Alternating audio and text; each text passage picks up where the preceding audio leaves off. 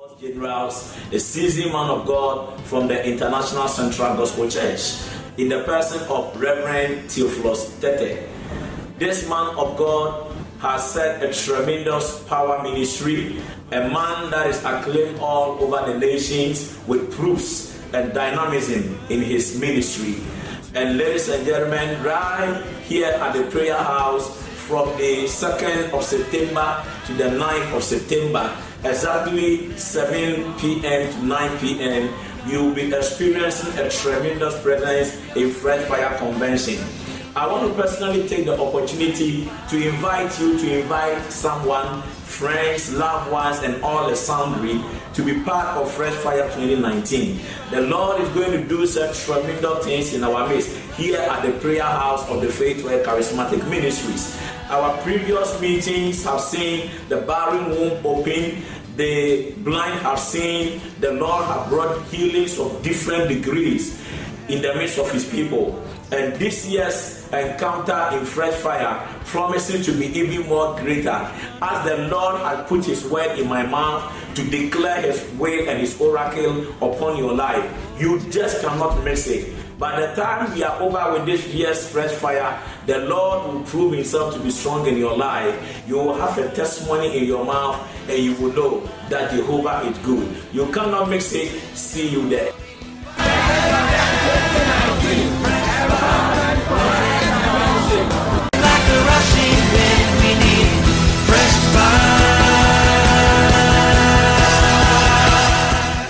We are located at Oyarifa here in Accra, and we are reaching you live from our YouTube channel, The Faith Word TV. Welcome once again to the very first edition of this program entitled The Word and You. The Word and You. On this program, we are going to be discussing very, very relevant spiritual topics, Christian-related topics, and those very controversial topics that you've been discussing with your friends, your church members, your colleagues in the office. We are going to be dissecting them into details, so of course with biblical support and scriptures to back up our conversation. Welcome once again. Today on this program, The Word and You, we are going to be having a very, very exciting discussion. We are going to be discussing one of the very first books authored by the General Overseer of Faith Word Charismatic Ministries Worldwide, the Prophet Daniel Ejaku Afari. This is the book I'm talking about. It's entitled The Beast of Immorality. The Beast of Immorality. Very soon when we come back, I'll be introducing my guest and we'll zoom down into the discussion and a brief review about The Beast of Immorality. Don't go away, stay tuned.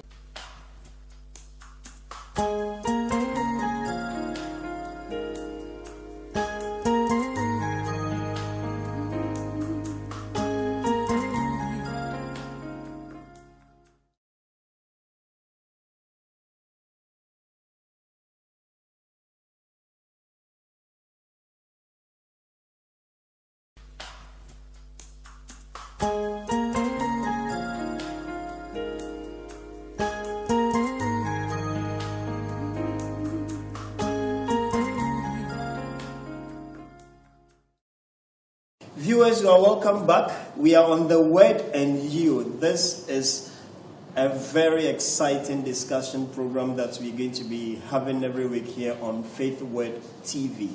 Today, as I mentioned earlier, we are going to be reviewing this book entitled The Beast of Immorality, authored by the Prophet Daniel Ejaku Afari. He is the General Overseer of Faith Word Charismatic Ministries Worldwide. I have with me here in the studio one of my colleague ministers in the faith. He is Reverend Euclid Ohini Obain. He's going to be helping me out to discuss this book today. Reverend Euclid, you are welcome. It's a pleasure being here. So we are here to review The Beast of Immorality, the book we are holding in our hands. Mm-hmm. Very, very exciting and interesting topic. Yeah. The book is The Beast of Immorality. Who is this beast? Well, this beast is a beast that is currently eating the nations of the world. It is one that causes men to have inordinate affections for other men, and likewise you have all the spirit of gays and lesbianism coming up. Even when you look at our relationship in terms of how we conduct ourselves by way of sexual activities, now the activity of a man and a woman having sex in a proper marriage constituted forum is no longer the case. You have the case where everybody thinks that it is right and that you can sleep with anyone even before you get married. So the beast is in town. Actually, the beast is what is eating us in this end times. Wow. So I suppose then that this book is about sexual immorality. We've all read it. Tell me, Prophet Daniel Ejako Afari says, unraveling the mysteries about sex. Tell us, what are some of the mysteries he talks about in this book? Well, for everything that God created, it has its significance spiritually. All the things that we see physically came out of the spirit. So there's a spiritual purpose and connection for everything that we see and everything that we do. So the mysteries. Now, when I talking about the mysteries, we are saying that in the book, the mystery of sex is such that sex is something that is used for worship. So I am on page 12. This is supposed to be the beginning of chapter 2. Okay. Sex exemplifies worship. Now, Prophet Daniel tells us that there are anatomical similarities of the human body and the architectural design of the tabernacle, which qualifies the body of man as a temple for worship. So the human body, as Bible tells us, is the temple of God. Yes. What is Prophet Dan trying to let us understand here by saying that sex exemplifies worship? Okay. So when you take the old tabernacle, you have the tabernacle that has the dwelling place of God. You have the holies of holies, you have the holy place, and then you have the outer courts. So clearly you have a triune thing that is being depicted. Now when you roll on to the human body, you have the human body being made in a triune nature. So you have the spirit, you have the soul, and you have the body. Clearly, there is some form of linkage in terms of the three parts. There again, when you come to the female anatomy, you have the hymen, which covers the birth canal, and then you have the outer aspects of it, which is more of the labia majora and minora. Wow. Viewers, we are not in a biology class. We are discussing sex. And we are talking about the beast of immorality. So you heard Reverend talking about, making references like anatomical design and all those. This is captured in this book by the Prophet Daniel Ejako Afari. So, again, Reverend, tell me something. I'm reading something here again that says that the tabernacle consisted of 3 regions, which I think you mentioned. Yeah.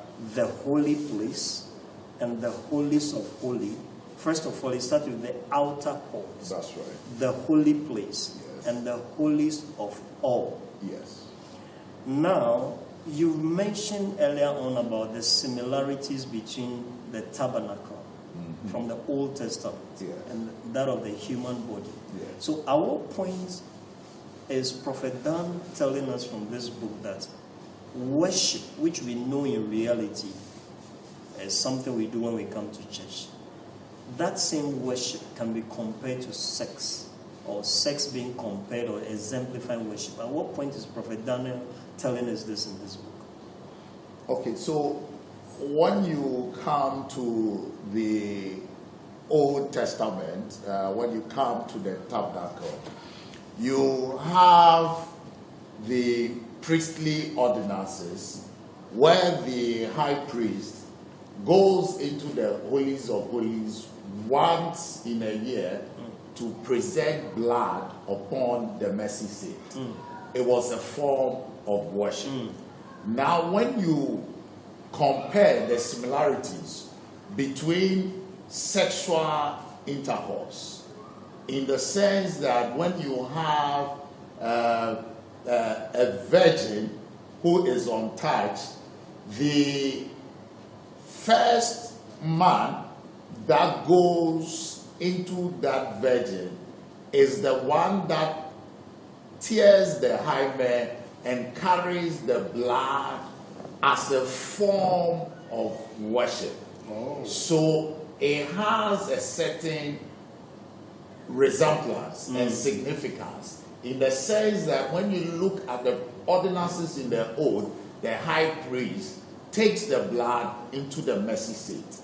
But here again, you have the man as the high priest of the woman, and the woman being the sacrifice that is being altered on the bed of romance, which is the altar.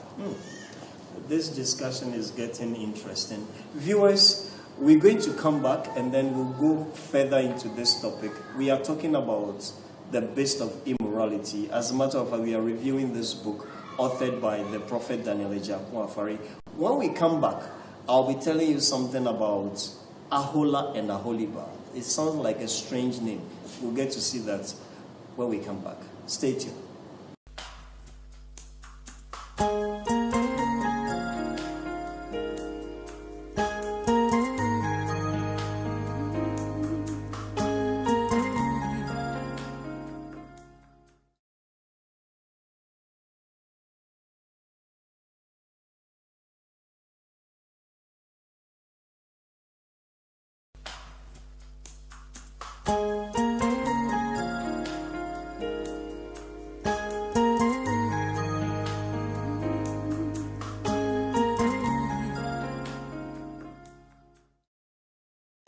Hi viewers, you are welcome back. We are still reviewing the book, The Beast of Immorality, written by the prophet Daniel Afari. I'm still here with Reverend Euclid Ohini Obain, who is helping me to digest the key concepts and the key spiritual truth and mysteries contained in this book. Reverend Ohini, before we went for our break, I mentioned about Ahola and Aholiba. It's one of those chapters in this book. A very interesting story in the book of Ezekiel chapter 23. Tell us about Ahola and Aholiba and how it relates to the concept of immorality as we are discussing now. So Ahola and Aholiba are two sisters, and their lifestyles depicted the lifestyle where they professionalize themselves by giving their bodies as sexual,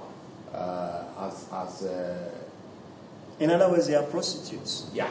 Okay. Which is very common. I mean, we have red light districts all over our cities. Okay. So when it comes to Aholiba and Ahola, these were two sisters that they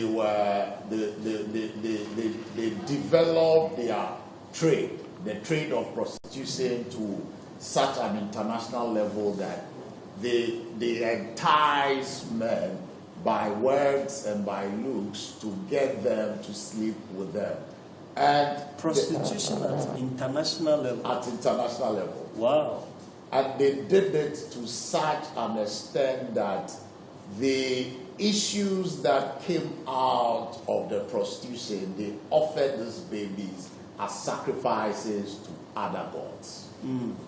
And whatever the Bible tells us is still happening today. And I believe this very story of Ahola and Aholiba, very relevant to the topic of immorality. Yes. Very well. So, again, Prophet Daniel talks about marriage as well in this book, just opposing it with the issue of immorality. Tell us, immorality and then marriage. How did Prophet Daniel talks about this in this book? This very connection. Okay, so when you take the issue of sex, God created it for a particular purpose. And he created it within the purpose of a man and a woman that are legally married together. So any other purpose outside this now becomes an immorality. And it becomes offensive to God. And then it becomes a worship of the devil. So more or less, the thing that God created to benefit us, people now take it and pervert it to glorify the devil. Tell me, somebody watching us really maybe asking questions. Sex exemplifying marriage. Now I am told I only need to have sex within marriage. You know, our world these days has gone so bad that people have this saying out there, if you really want to, is it? Buy a car? Yes, you need to test drive a car. Biblically, this is wrong. Yes. Tell us. Okay. So when you look at this and you think about it, just make a comparison with what the priest in the old tabernacle does before he goes into the holies of holies. He actually prepares himself, because you have a situation where if the priest does not go through some form of washing and cleansing before he carries the blood into the holies of holies, he ends up being struck dead by the glory of God. What it means is that that priest is not able to come out of the glory of God and will have to be dragged by the other priest from the outer court and the holy place. So when it comes to sex, you have to prepare before you engage yourself in it. And what do I mean by preparation? What I want to say is that you would have to do the necessary rites that goes with it. You would have to pay a dowry. You would have to bring it before God and let God know that you are doing this to honor him. And that's why we have weddings in church where the word of God will be pronounced over the earth for you to now have the legal right to go into as the high priest of the woman. Very interesting. This book is really loaded. It and is. As a matter of fact, is. it's important to state that, you know, Apostle Paul, writing to the church in Corinth, mentioned that 23,000 men were slain as a result of sexual immorality. In other words, fornication. And that is the highest number of, human beings being killed reported in the Bible. In other words, sex outside marriage, for that matter, fornication or adultery, has grave consequences. It has. These days you hear people say that if the glory of God was so strong in our midst, why is it that when people commit these acts and they come to church, the glory will not slay them there? But you see, we are living in a dispensation where grace is speaking for most of us, that God is giving us time to repent of such behaviors. God is giving us time to repent of such behaviors. You know, I have to go for a quick commercial break, and then when I come back, we will look at that very issue of grace versus immorality as we have it in our society now. Viewers, it's getting more exciting, but I just want to remind you that we are just scratching the surface of this conversation. A lot more is contained in this book, The Beast of Immorality, which I would want to recommend to you. It's a book on sexual immorality. It's a book that talks about holiness, and it's available at the bookshop here at the Prayer House of Faith Word Charismatic Ministries worldwide. At the end of this program, we are going to put on the screens our contact details, and you can get in touch with us. Free delivery to wherever you are. We make it available to you. Stay tuned. I'll be back.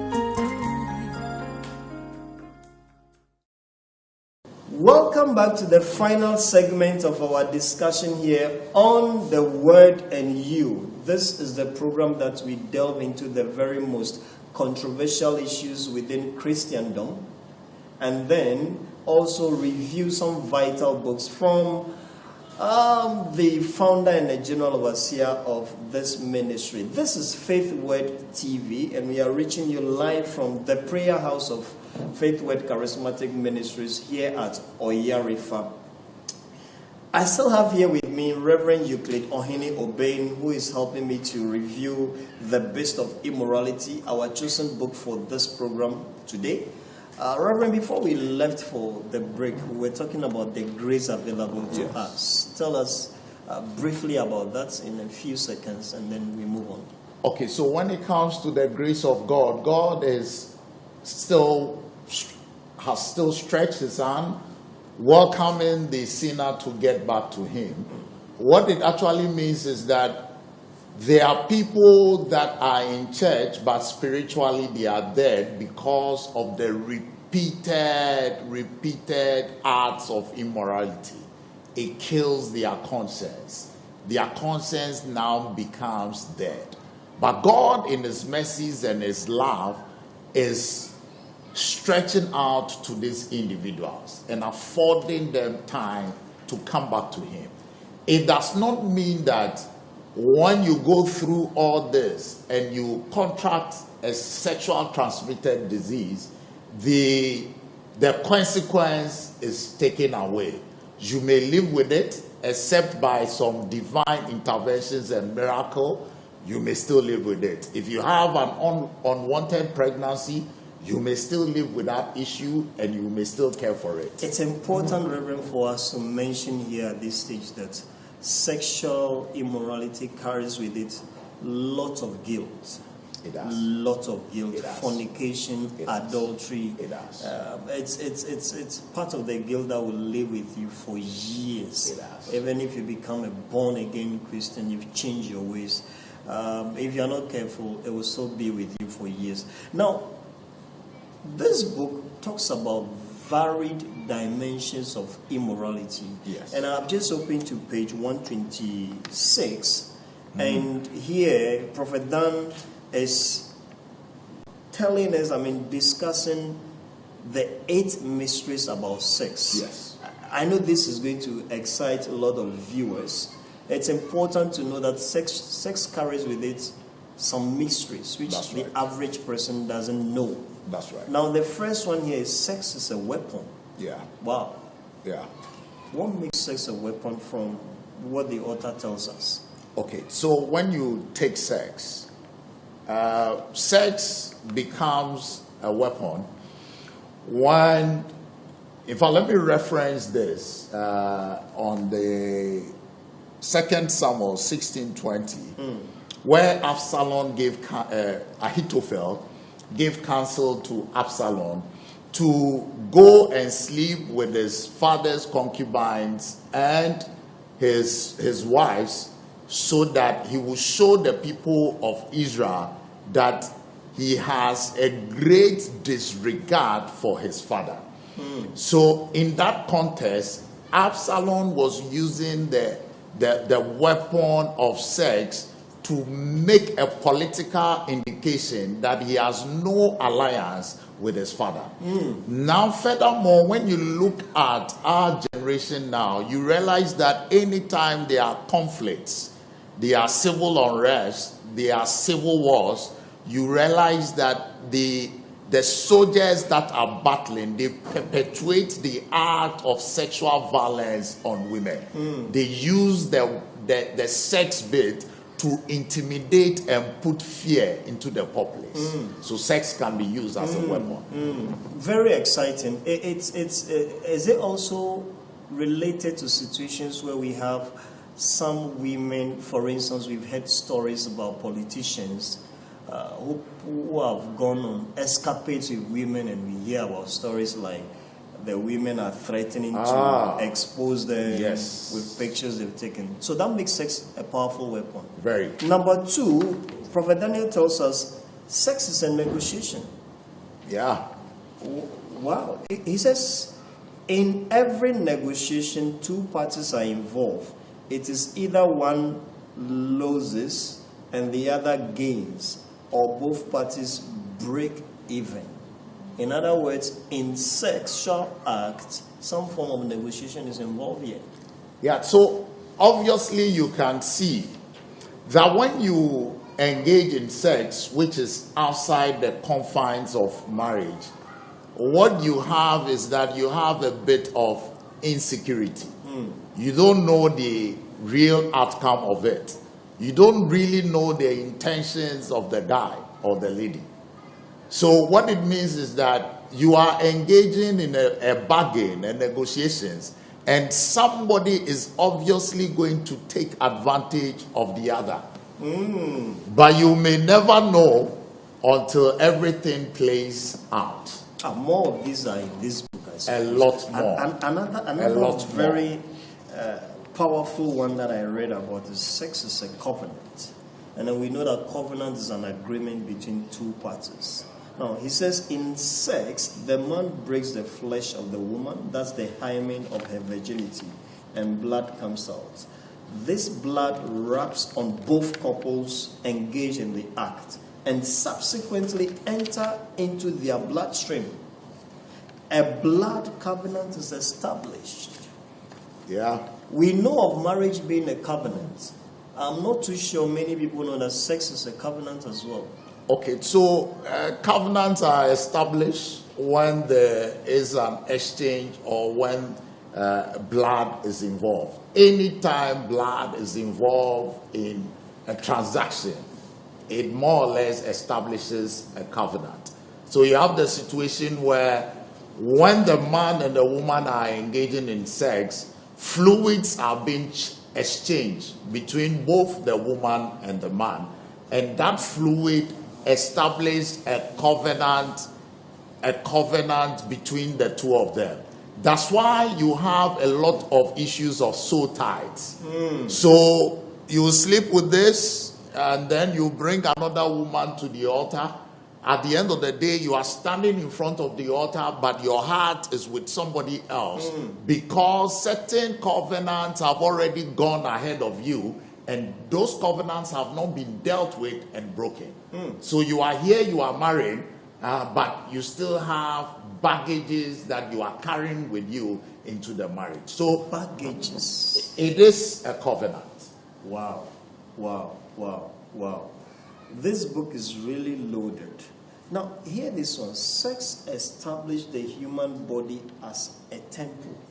We know from Bible that the human body indeed is a temple. 1 Corinthians chapter 3 verse 17. That's right. Now, I think we talked about that earlier on. Yes. So I'm just going to move on to the next. Sex is a vocation.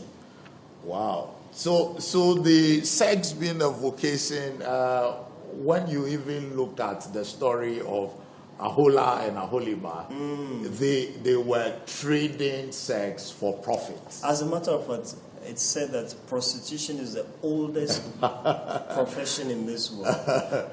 Reverend, looks like we are running behind time, and we have to perhaps come back to review this book again. But share with us your final words. Well, Bible says that for lack of knowledge, my people perish. I would want to encourage each and every viewer to go and look for this book, The Beast of Immorality, and buy, so that you can read and have a proper understanding of what it means to practice sex that glorifies God. For Bible says that righteousness would obviously exalt you. Without holiness, no one can see God. Thank you, Reverend. It's a pleasure having you on the program. I believe next time when we call upon you, you'll be here with us to review, if not this book, another exciting book by the prophet. The pleasure is God bless you for coming. Bless you. Thank you. Bless you.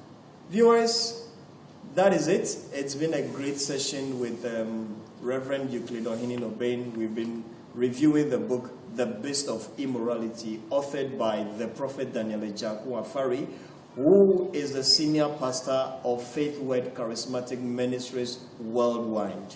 Now, if you are watching me wherever you are right now, and you want to get copies of this book, we have the numbers on the screen right now and our email address. You can call any of them or send us an email.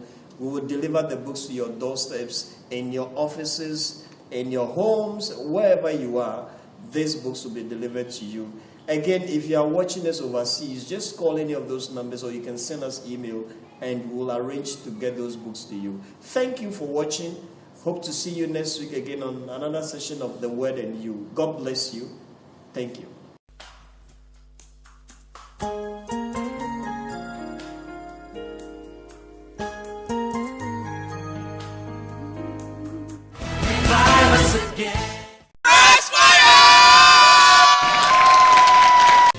Fresh Fire 2019. Fresh Fire! Fresh Fire 2019. Fresh Fire 2019! Fresh Fire 2019! Hello, viewers and wonderful people out there. My name is Reverend Daniel Ejaku Afari of the Faith Word Charismatic Ministries worldwide. I am the senior pastor of the headquarters of the ministry here at the Prayer House, Ghana. Once again, Fresh Fire is here with us, a very big program on our yearly calendar, and this time in Fresh Fire, we are very privileged to be hosting one of God's generals, a seasoned man of God from the International Central Gospel Church, in the person of Reverend Theophilus Tete. This man of God has set a tremendous power ministry, a man that is acclaimed all over the nations with proofs and dynamism in his ministry. And ladies and gentlemen, right here at the Prayer House, from the 2nd of September to the 9th of September, exactly 7 p.m. to 9 p.m., you will be experiencing a tremendous presence in Fresh Fire Convention. I want to personally take the opportunity to invite you to invite someone, friends, loved ones, and all the sundry to be part of Fresh Fire 2019. The Lord is going to do such tremendous things in our midst here at the Prayer House of the Faith Word Charismatic Ministries. Our previous meetings have seen the barren womb open, the blind have seen, the Lord have brought healings of different degrees in the midst of his people. And this year's encounter in Fresh Fire promising to be even more greater, as the Lord has put his word in my mouth to declare his will and his oracle upon your life.